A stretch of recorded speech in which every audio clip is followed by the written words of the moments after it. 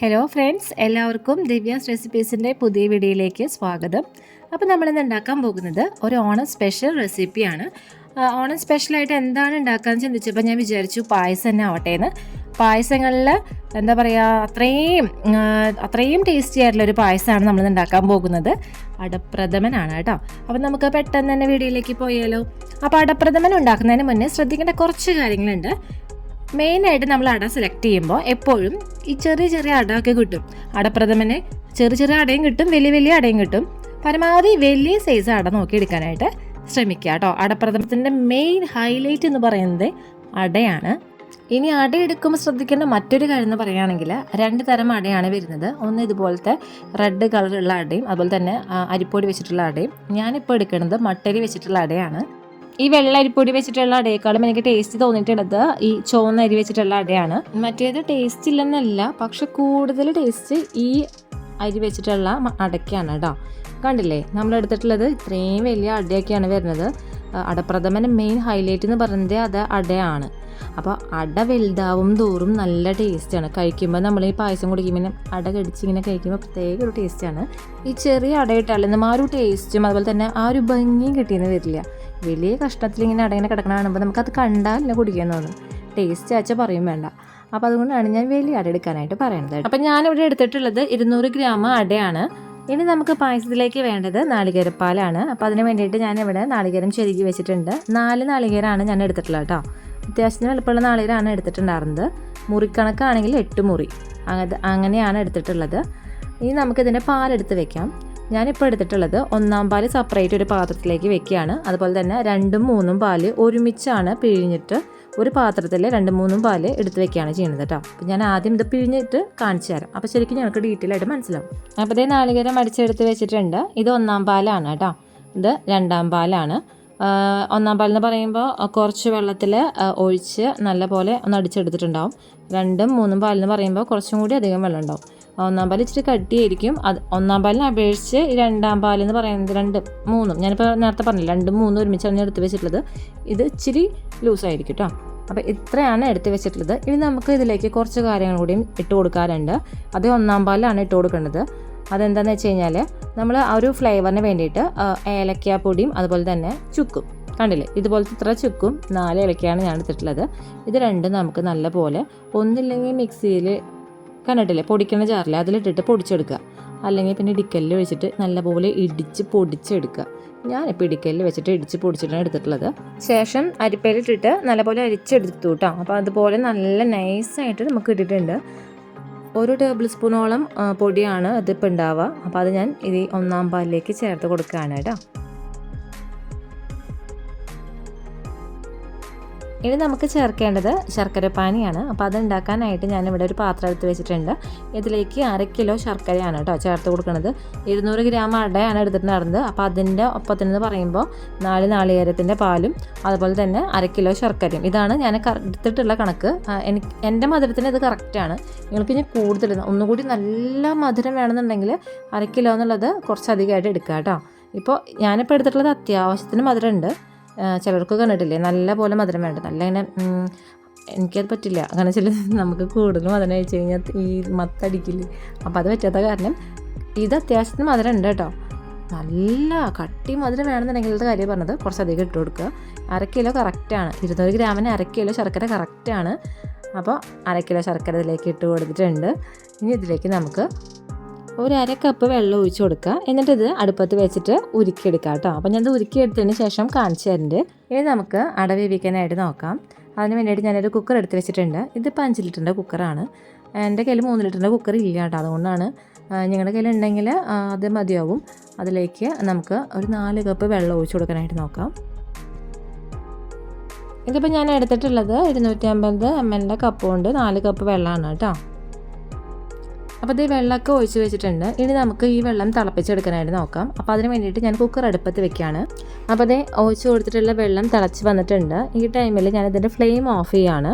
Flame off ചെയ്തതിന് ശേഷം നമ്മൾ എടുത്ത് വെച്ചിട്ടുള്ള അടയിൽ അത് ഇതിലേക്ക് ചേർത്ത് കൊടുക്കുക.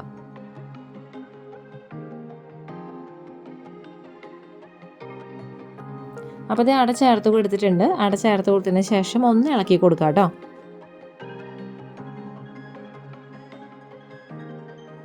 അപ്പോൾ ഇത് ഇളക്കി കൊടുത്തിട്ടുണ്ട്. ഇനി നമുക്ക് ഇത് അടച്ചു വെക്കാനായിട്ട് നോക്കാം. അരമണിക്കൂർ നമുക്കിത് അടച്ചു വെക്കണം. അതിന് ശേഷം തുറന്ന് നോക്കാം കേട്ടോ. അപ്പോൾ ശ്രദ്ധിക്കേണ്ട ഒരു കാര്യം എന്ന് പറയുകയാണെങ്കിൽ നമ്മൾ കുക്കറിൻ്റെ ഫ്ലെയിം ഓഫ് ചെയ്തിട്ടാണ് വെച്ചിട്ടുള്ളത്. അരമണിക്കൂർ ആ ഒരു ചൂടിൽ കിടന്നിട്ട് ഈ അടൊന്ന് വെന്ത് വരണം. അപ്പോൾ അരമണിക്കൂർ ഇതിന് ഇരിക്കട്ടെ, ശേഷം കാണിച്ചു തരാം കേട്ടോ. അപ്പോൾ ഇത് പായസം വെക്കാൻ വേണ്ടിയിട്ട് ഞാനൊരു ഉരുളിയാണ് എടുത്തിട്ടുള്ളത് കേട്ടോ. അപ്പോൾ അത് അടുപ്പത്തിൽ വെച്ചിട്ടുണ്ട്. ഇനി ഈ ഉരുളിയിലേക്ക് നമുക്ക് ശർക്കരപ്പാനി അരിച്ചൊഴിക്കാനായിട്ട് നോക്കാം. ഇങ്ങനെ അരിച്ചൊഴിക്കുമ്പോഴാണ് ശർക്കരയിലുള്ള കല്ലൊക്കെ കിട്ടുള്ളൂ. ഇല്ലെങ്കിൽ നമ്മൾ ഡയറക്റ്റ് അത് പായസത്തിലേക്ക് ഒഴിക്കുകയാണെങ്കിൽ പായസത്തിൽ ചിലപ്പോൾ കല്ലൊക്കെ പെടാനായിട്ട് സാധ്യതയുണ്ട്. അപ്പോൾ അതില്ലാണ്ടിരിക്കാൻ വേണ്ടിയിട്ടാണ് ഇത് അരിച്ചൊഴിക്കാനായിട്ട് പറയുന്നത് കേട്ടോ. അപ്പോൾ ഇത് ശർക്കര അരിച്ചെടുത്ത് കഴിഞ്ഞിട്ടുണ്ട്. ഇനി നമുക്ക് ബാക്കി കാര്യങ്ങൾ ചെയ്യാനായിട്ട് നോക്കാം. അപ്പോൾ ഇത് ശർക്കരപ്പാനി നമുക്ക് നല്ലപോലെ ഇളക്കി കൊടുക്കാം. ഇതിൽ നമ്മൾ ഉരുക്കിയെടുക്കാൻ വേണ്ടിയിട്ട് 1/2 കപ്പ് വെള്ളം ഒഴിച്ചിട്ടാണ് നമ്മൾ ശർക്കരപ്പാനി ഉണ്ടാക്കി എടുത്തിട്ടുള്ളത്. അപ്പോൾ ഇതിൽ കുറച്ച് വെള്ളത്തിൻ്റെ അംശം ഉണ്ടാവും. അപ്പോൾ അതിലുള്ള ഈ ശർക്കരപ്പാനിയിലുള്ള വെള്ളത്തിൻ്റെ അംശമൊക്കെ നമുക്ക് വറ്റിച്ചെടുക്കണം. ഏകദേശം ഒരു നൂൽ പരിവായി കിട്ടണം. അപ്പോൾ അതുവരെ നമുക്ക് ഇതിനെ ഇളക്കി കൊടുത്തുകൊണ്ടിരിക്കാം. ഇനി ശ്രദ്ധിക്കേണ്ട മറ്റൊരു കാര്യം എന്ന് പറയുകയാണെങ്കിൽ നമ്മൾ ശർക്കരപ്പാനി ഉരുക്കി വെച്ചതിന് ശേഷമായിരിക്കും നാളികേരപ്പാൽ പിഴിഞ്ഞെടുക്കലും അതുപോലെ തന്നെ അടവേവികളൊക്കെ ചെയ്യുന്നുണ്ടാവുക. അപ്പോൾ അത്രയും നേരം കഴിഞ്ഞ് വരുമ്പോൾ ചിലപ്പോൾ ശർക്കരപ്പാനിയുടെ ചൂട് കുറയുമ്പോൾ അത് കട്ടിയായി പോകാനുള്ള ചാൻസ് ഉണ്ട്. അപ്പോൾ അങ്ങനെ വരുമ്പോൾ നല്ലപോലെ കട്ടിയായിട്ട് ഇരിക്കുകയാണെന്നുണ്ടെങ്കിൽ നമ്മൾ ശർക്കരപ്പാനി ഉരുക്കി വെച്ചിട്ടുള്ള പാനില്ലേ അതൊന്ന് അടുപ്പത്ത് വെച്ചിട്ട് ഒന്ന് ചെറുതായിട്ട് ചൂടാക്കി എടുത്താൽ മതി കേട്ടോ. അപ്പോൾ അത് നല്ലപോലെ മെൽറ്റായിട്ട് കിട്ടും. അപ്പോൾ നമ്മുടെ ശർക്കരപ്പാനിയിലുള്ള വെള്ളത്തിൻ്റെ അംശം എല്ലാം വറ്റി കഴിഞ്ഞിട്ടുണ്ട്. കണ്ടില്ലേ, നല്ലപോലെ കട്ടിയായി വന്നിട്ടുണ്ട്. ഏകദേശം ഇതുപോലെ നൂൽപ്പരിവായി വന്നിട്ടുണ്ട് കേട്ടോ. ഇനി നമുക്ക് ഇതിലേക്ക് അട ചേർത്ത് കൊടുക്കാനായിട്ട് നോക്കാം. അപ്പോൾ ഈ അടയെല്ലാം വെന്ത് വന്നിട്ടുണ്ട്. ഈ വെന്ത് വന്നിട്ടുള്ള അട നമുക്ക് നല്ലപോലെ കഴുകിയെടുക്കാം. ഞാനിപ്പോൾ ഒരു 3 പ്രാവശ്യമാണ് കഴുകിയെടുക്കുന്നത്. ഇതിപ്പോൾ 3 പ്രാവശ്യം തന്നെ വേണമെന്നൊന്നുമില്ല, ഞാൻ ജസ്റ്റ് ഒന്ന് കഴുകിയെടുത്തു എന്ന് മാത്രം. കഴുകിയെടുത്ത് വെച്ചിട്ടുള്ള അടയിൽ ഞാൻ തൽക്കാലത്തേക്ക് ഒരു അരിപ്പയിൽ ഇട്ട് വെച്ചിട്ടുണ്ട്. അതിലത്തെ വെള്ളമൊക്കെ ഒന്ന് വാർന്ന് പോകാൻ വേണ്ടിയിട്ട്. കണ്ടില്ലേ, ഇതുപോലെ. ഇനി നമുക്ക് ഈ അടേനെ എടുത്തിട്ട് ഈ ശർക്കരപ്പാനിയിൽ ചേർത്ത് കൊടുക്കാനായിട്ട് നോക്കാം കേട്ടോ. അപ്പോൾ അടയെല്ലാതും ചേർത്ത് കൊടുത്തിട്ടുണ്ട്. ഇനി നല്ലപോലെ ഇളക്കി കൊടുക്കാം. അട ചേർത്ത് കൊടുക്കുന്ന സമയത്ത് ശർക്കരപ്പാനി നല്ല തിക്കായിട്ടാണ് ഉണ്ടാവുക. നിങ്ങൾക്ക് കാണുമ്പോൾ തന്നെ മനസ്സിലാവുമെന്ന് വിചാരിക്കുന്നു. പക്ഷേ 2 മിനിറ്റ് പോലും വേണ്ട, 2 ഇളക്കുമ്പോഴേക്കും നമുക്ക് ആ അടയിലത്തെ ഒരു വെള്ളത്തിൻ്റെ അംശമൊക്കെ ഇറങ്ങി വന്നിട്ട് ശർക്കരപ്പാനി ഇച്ചിരി നല്ല ലൂസായി ശരിക്കും വെള്ളം പോലെ ആയിട്ടുണ്ടോ. കാണുന്നില്ലേ, കണ്ടോ വെള്ളം പോലെ ആയത്. ഇനി ഈ അട ഈ ശർക്കരപ്പാനിയിൽ കിടന്നിട്ട് നല്ലപോലെ സോഫ്റ്റായിട്ട് വരണം. ശരിക്കും പറയുകയാണെങ്കിൽ അടയിൽ ആ ശർക്കരയുടെ ഒരു മധുരം കയറി വരണം. എന്ന് വെച്ച് കഴിഞ്ഞാൽ ശർക്കരപ്പാനിയും അടയും യോജിച്ച് വരണം കേട്ടോ. അതുവരെ നമുക്ക് കൈവിടാതെ ഇളക്കി കൊടുക്കണം. ഇളക്കി കൊടുക്കാണ്ടിരിക്കരുത്, ഇളക്കി കൊടുത്തുകൊണ്ടിരിക്കുക. കണ്ടിന്യൂസ്ലി ആയിട്ട് നല്ലപോലെ ഇളക്കി കൊടുത്തുകൊണ്ടിരിക്കുക. എന്നാലാണ് അത് സെറ്റായിട്ട് വരല്ലോ കേട്ടോ. അപ്പോൾ നമ്മൾ ചേർത്ത് കൊടുത്തിട്ടുള്ള ശർക്കരപ്പാനിയൊക്കെ വറ്റി വന്ന് തുടങ്ങിയിട്ടുണ്ട്. അടയായിട്ട് യോജിച്ച് വന്ന് തുടങ്ങിയിട്ടുണ്ട്. ഈ ടൈമിൽ നമുക്കിതിലേക്ക് 2 ടേബിൾ സ്പൂണോളം നെയ്യ് ഒഴിച്ച് കൊടുക്കാം. നെയ്യ് ഒഴിച്ച് കൊടുത്തതിന് ശേഷം വീണ്ടും തുടർച്ചയായിട്ട് ഇളക്കിക്കൊണ്ടിരിക്കുക. ഇത് സെറ്റായിട്ടില്ല. അപ്പോൾ ഒന്നുകൂടി നേരത്തെ പറഞ്ഞില്ലേ, ഈ അടയും ശർക്കരപ്പാനിയും നല്ലപോലെ യോജിച്ച് വരണം. അപ്പോൾ അതിന് വേണ്ടിയിട്ട് വീണ്ടും ഇളക്കിക്കൊണ്ടിരിക്കുക കേട്ടോ. നെയ്യ് ഒഴിച്ചതിന് ശേഷം തുടർച്ചയായിട്ട് ഇളക്കുക. അപ്പോൾ നമ്മൾ ചേർത്ത് കൊടുത്തിട്ടുള്ള ശർക്കരപ്പാനിയും അടയും എല്ലാം ഈ നെയ്യും ഒക്കെ യോജിച്ച് വന്നിട്ടുണ്ട്. ഇനി നമുക്കിതിലേക്ക് 2ാം പാൽ ചേർക്കാനായിട്ട് നോക്കാം. ഞാനിപ്പോൾ പിഴിഞ്ഞെടുത്തിട്ടുള്ള 2ാം പാൽ 3ാം പാൽ അത് രണ്ടും ഒരുമിച്ചാണല്ലോ വെച്ചിട്ടുള്ളത്. അതിൻ്റെ പകുതിയാണ് ഇപ്പോൾ ഒഴിച്ചു കൊടുക്കുന്നത് കേട്ടോ. പകുതി കുറച്ച് കഴിഞ്ഞിട്ടാണ് ഒഴിച്ചു കൊടുക്കുക. അപ്പോൾ പകുതി പാലോളം ഒഴിച്ചു കൊടുത്തിട്ടുണ്ട്. പാൽ ഒഴിച്ചതിന് ശേഷം നല്ലപോലെ ഇളക്കി കൊടുത്തുകൊണ്ടിരിക്കുക. നമ്മൾ ഒഴിച്ചു കൊടുത്തിട്ടുള്ള ഈ പാലില്ലേ, ഇത് ഒന്ന് ഈ അടയൊക്കെ ആയിട്ട് യോജിച്ച് വരണം. അതുപോലെ തന്നെ ഒഴിച്ചു കൊടുത്തിട്ടുള്ള പാല് ഒന്ന് വറ്റി വരണം. അപ്പോഴാണ് നമ്മൾ 2ാം പാലിന് തന്നെ എടുത്ത് മാറ്റി വെച്ചിട്ടുള്ള പകുതി പാലും കൂടി ഒഴിച്ചു കൊടുക്കുക കേട്ടോ. അപ്പോൾ അതിന് വേണ്ടിയിട്ട് വീണ്ടും ഇത് ഇളക്കി കൊടുത്തുകൊണ്ടിരിക്കാം. അപ്പോൾ കണ്ടില്ലേ, 2ാം പാലിൻ്റെ പകുതിയോളം പാൽ ഒഴിച്ച് കൊടുത്തിട്ടുണ്ടായിരുന്നില്ലേ, അതും അടയും നല്ലപോലെ യോജിച്ച് വന്നിട്ടുണ്ട്. ഈ ടൈമിൽ നമുക്ക് ബാക്കി മാറ്റി വെച്ചിട്ടുള്ള ഈ 2ാം പാലും 3ാം പാലിൻ്റെ ഒരു ബാക്കിയും കൂടി ഒഴിച്ച് കൊടുക്കുക. ശേഷം നല്ലപോലെ ഇളക്കി കൊടുക്കുക. നേരത്തെ പറഞ്ഞ പോലെ തന്നെ ഇതൊന്ന് വറ്റി വരണം. അതുപോലെ തന്നെ ഈ അടയും പാലും നല്ലപോലെ യോജിച്ച് വരണം. അപ്പോൾ അതുവരെ നമുക്ക് കൈവിടാതെ ഇളക്കി കൊടുത്തുകൊണ്ടിരിക്കാം. ഈ ടൈമിൽ തന്നെ ഞാൻ ഈ മധുരം ബാലൻസ് ചെയ്യാൻ വേണ്ടിയിട്ട് നമ്മൾ കുറച്ച് ഒരു നുള്ളുപ്പ്, ഒരു നുള്ളു തന്നെയാണ് ചേർത്ത് കൊടുക്കുന്നത് കേട്ടോ. അത് ചേർത്ത് കൊടുക്കാം. അപ്പോൾ ഉപ്പ് ചേർത്ത് കൊടുത്തിട്ടുണ്ട്. ശേഷം വീണ്ടും നല്ലപോലെ ഇത് ഇളക്കി കൊടുത്തുകൊണ്ടിരിക്കാം. നമ്മൾ ഉരുളിയിലെ ശർക്കരപ്പാനി ഒഴിച്ച് ആ ഒരു സ്റ്റെപ്പ് തൊട്ടിട്ട് പിന്നെ അങ്ങോട്ട് നമ്മുടെ പായസം ആവുന്ന വരെ നമ്മളിനി കൈവിടാതെ തന്നെ ഇളക്കി കൊടുത്തുകൊണ്ടിരിക്കണം കേട്ടോ. അപ്പോൾ ഇപ്പോൾ വരാമെന്ന് വെച്ചിട്ട് നീങ്ങി പോരുത്. കാരണം എന്ന് വെച്ചാൽ നേരത്തെ പറഞ്ഞ പോലെ കൈവിടാതെ ഇളക്കി കൊടുത്തുകൊണ്ടിരിക്കണം. ഇത് ഇനിയിപ്പോൾ ഒന്ന് വറ്റി വരണം. ഈ രണ്ടാം പാലും ഇപ്പോൾ പകുതി നമ്മൾ ഒഴിച്ചു കൊടുത്തിട്ടില്ലേ, അതും നല്ലപോലെ വറ്റി വരണം. അപ്പോൾ അതുവരെ ഇത് കണ്ടിന്യൂസ്ലി ഇളക്കി കൊടുത്തുകൊണ്ടിരിക്കണം. ഈ ഇളക്കി കൊടുത്തുകൊണ്ടിരിക്കുന്ന ഒരു പ്രോസസ്സില്ലേ, അതാണ് ശരിക്കും പായസത്തിൻ്റെ മെയിൻ ഘടകം എന്ന് പറയുന്നത്. നമ്മളിപ്പോൾ വരാമെന്ന് വെച്ചിട്ടൊന്ന് അങ്ങോട്ട് പോയി ഇങ്ങോട്ട് പോയി നിന്ന് കഴിഞ്ഞാൽ പായസത്തിൻ്റെ വഴിക്ക് പോകും. ആ ഒരു ടേസ്റ്റും പെർഫെക്ഷൻ ഒന്നും കിട്ടിയെന്ന് വരില്ല. അതുകൊണ്ടാണ് ഇളക്കി കൊടുത്തുകൊണ്ട് കൈവിടാതെ ഇളക്കാനായിട്ട് പറയുന്നത് കേട്ടോ. കണ്ടില്ലേ, നമ്മുടെ പായസം വീണ്ടും ആ രണ്ടാം പാലിൻ്റെ പകുതി ഒഴിച്ചു കൊടുത്തതും വറ്റി വന്നിട്ടുണ്ട്. നല്ലപോലെ തിളച്ച് തുടങ്ങിയിട്ടുമുണ്ട്.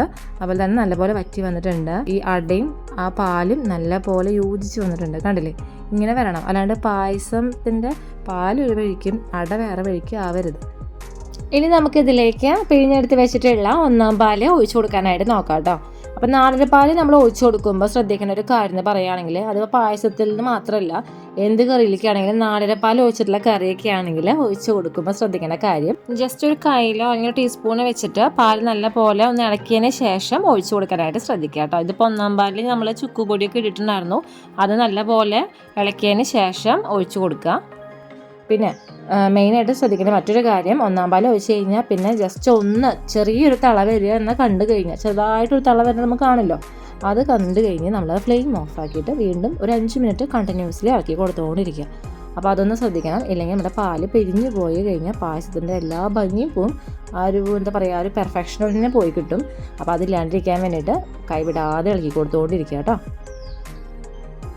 അപ്പോൾ അതേ കണ്ടില്ലേ, നമ്മുടെ പായസം ചെറുതായി തിളച്ച് വന്ന് തുടങ്ങിയിട്ടുണ്ട്. ചെറിയൊരു തള വരുമ്പോഴേക്കും ഞാൻ ഫ്ലെയിം ഓഫ് ചെയ്തു. ശേഷം ഒരു 5 മിനിറ്റ് തുടർച്ചയായിട്ടൊന്ന് ഇളക്കി കൊടുക്കാം കേട്ടോ. അപ്പോൾ അതേ നമ്മുടെ പായസം ഇവിടെ റെഡി ആയിക്കൊണ്ടിരിക്കുകയാണ്. അടപ്രഥമൻ ഉണ്ടാക്കുമ്പോൾ ശ്രദ്ധിക്കേണ്ട മെയിൻ ഒരു കാര്യം എന്ന് പറയുകയാണെങ്കിൽ, നമ്മളിപ്പോൾ നാളേരം അടിച്ചെടുക്കില്ലേ, അതിലിപ്പോൾ ഒന്നാം പാല് രണ്ടാം പാല് അങ്ങനെ 2 പാലാണ് ഞാൻ എടുത്ത് വെച്ചിട്ടുള്ളത്. അപ്പോൾ ഈ രണ്ടാം പാൽ എപ്പോഴും നമ്മൾ കുറച്ചധികം വെള്ളത്തിൽ അടിച്ചെടുക്കുകയാണ് ചെയ്യുക. അപ്പോൾ ഒന്നാം പാലിനെ അപേക്ഷിച്ച് കുറച്ചധികം പാൽ രണ്ടാം പാൽ ഉണ്ടാവും. ഒന്നാം പാലെന്ന് പറയുമ്പോൾ കുറച്ച് വെള്ളത്തിൽ അടിച്ചെടുത്ത് ഉള്ളത് നല്ല കട്ടിപ്പാലായിരിക്കും. അപ്പോൾ രണ്ടാം പാൽ ഒഴിച്ചു കൊടുത്തു കഴിഞ്ഞാൽ അത് നല്ല പോലെ നമ്മൾ എത്ര ആണോ രണ്ടാം പാൽ ഒഴിച്ചു കൊടുക്കുന്നത് അതിൻ്റെ പകുതിയായി വറ്റിച്ചെടുക്കണം. അതിന് ശേഷം നമ്മൾ ഒന്നാം പാൽ ഒഴിച്ച് കഴിഞ്ഞാൽ പിന്നെ നമ്മൾ ഇതിനെ വറ്റിച്ചെടുക്കില്ല. കാരണം ഒന്നാം പാൽ ഒഴിച്ച് കഴിഞ്ഞാൽ ചെറിയ തള വരുമ്പോഴേക്കും നമ്മൾ ഫ്ലെയിം ഓഫ് ആക്കുമല്ലോ. അപ്പോൾ എപ്പോഴും അടപ്രഥമനൊക്കെ ഉണ്ടാക്കുമ്പോൾ കുറേ വെള്ളം പോലെ ആവരുത് പായസം. എപ്പോഴും ഇച്ചിരി കട്ടി ഉണ്ടായിരിക്കണം. കണ്ടില്ലേ, ഇതുപോലെ ഏകദേശം ഈ ഒരു തിക്നെസ് ഉണ്ടായിരിക്കണം. അതിപ്പോൾ അടപ്രഥമൻ എന്നല്ല, നമ്മൾ ഏത് പായസം ഉണ്ടാക്കുമ്പോൾ കുറേ വെള്ളം പോലെ ആയി പോവരുത് കേട്ടോ. അപ്പോൾ അതേ നമ്മൾ ഫൈനൽ സ്റ്റെപ്പായിട്ട് കുറച്ച് നെയ്യിൽ കുറച്ച് അണ്ടിപ്പരിപ്പ് എടുത്ത് റോസ്റ്റ് ചെയ്തിട്ട് അതും ഇതിലേക്ക് ഒഴിച്ചു കൊടുത്തിട്ടുണ്ട്. അപ്പോൾ അതേ നമ്മുടെ അടപ്രഥമൻ ഇവിടെ റെഡി ആയിട്ടുണ്ട്. കഴിക്കാൻ വളരെയധികം ടേസ്റ്റി ആയിട്ടുള്ള പായസമാണ്. അപ്പോൾ എല്ലാവരും ഈ ഓണത്തിന് ഉണ്ടാക്കി നോക്കാൻ മറക്കരുത്. അപ്പോൾ എല്ലാവർക്കും ഈ വീഡിയോ ഇഷ്ടമായെങ്കിൽ ലൈക്ക് ചെയ്യുക, ഷെയർ ചെയ്യുക, അതുപോലെ സബ്സ്ക്രൈബ് ബട്ടൺ അടുത്തുള്ള ബെല്ലൈക്കനെ ക്ലിക്ക് ചെയ്യാനായിട്ട് മറക്കരുത്. അപ്പോൾ വരുന്ന ഓൾ ബട്ടണിൽ ക്ലിക്ക് ചെയ്യുകയാണെങ്കിൽ ഞാൻ ഇടുന്ന പുതിയ വീഡിയോസിൻ്റെ നോട്ടിഫിക്കേഷൻസ് ഒക്കെ ഞങ്ങൾക്ക് കിട്ടുന്നതായിരിക്കും. അതുപോലെ തന്നെ ഓണം സ്പെഷ്യൽ വീഡിയോസൊക്കെ നമ്മുടെ ചാനലിലുണ്ട്. അപ്പോൾ എല്ലാവരും അതൊക്കെ ഒന്ന് ട്രൈ ചെയ്ത് നോക്കുക. അപ്പോൾ എല്ലാവർക്കും ഇന്നത്തെ വീഡിയോ ഇഷ്ടമായെന്ന് വിശ്വസിക്കുന്നു. അപ്പോൾ എല്ലാവർക്കും ദിവ്യാസ് റെസിപ്പീസിൻ്റെ ഹൃദയം നിറഞ്ഞ ഓണാശംസകൾ നേർന്നുകൊണ്ട് ഇന്നത്തെ വീഡിയോ ഇവിടെ നിർത്തുകയാണ്. എല്ലാവർക്കും പുതിയൊരു വീഡിയോ വരുന്നവരെ നന്ദി, നമസ്കാരം.